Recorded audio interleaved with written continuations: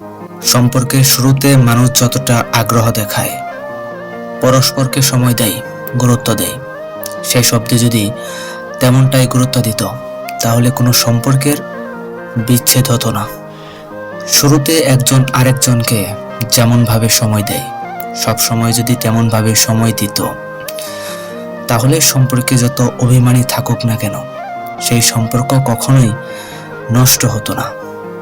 সম্পর্কের শুরুতে যতটা সময় দেওয়া হয়, একটা সময় পর সেটা কমে গেলে মানুষ অভিমান অভিযোগ করা শুরু করে। সম্পর্কের মানুষটার প্রতি যদি গুরুত্ব আগের মতোই ঠিক থাকে তাহলে কোনো মানুষই অভিযোগের আঙ্গুল তোলে না।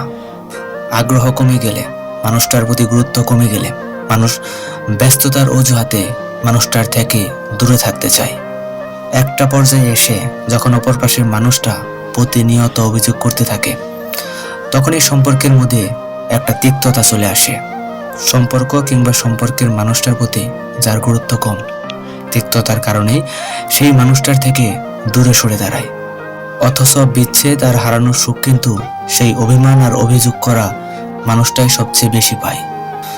পৃথিবীর কোনো মানুষই সম্পর্কের শুরু থেকে বেশি গুরুত্ব আর বেশি সময় আশা করে না, বরং সম্পর্কের শুরুতে যতটা গুরুত্ব ছিল সবসময় ঠিক ততটাই আশা করে।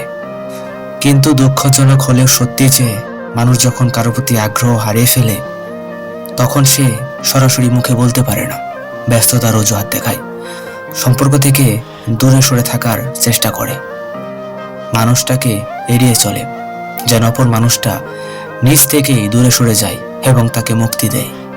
সম্পর্কের শুরুতে এসে যতটা গুরুত্ব এবং সময় পায়, একটা পর্যায়ে এসে সেই গুরুত্ব আর মানুষটার প্রতি সেই সময়টা আর পাওয়া যায় না।